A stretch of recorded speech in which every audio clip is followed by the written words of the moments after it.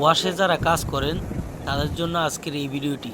Hydro machine অনেকের পরিচিত।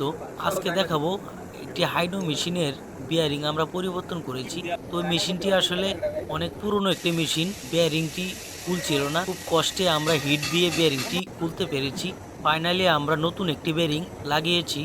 তো বেয়ারিং নষ্ট হলে আপনারা কিভাবে বুঝবেন যে বেয়ারিং এর সমস্যা? তো বেয়ারিং যদি সমস্যা হয় হাইড্রো মেশিনে, তাহলে অতিরিক্ত ভাইব্রেশন করবে, শব্দ করবে, কাঁপাকাঁপি করবে।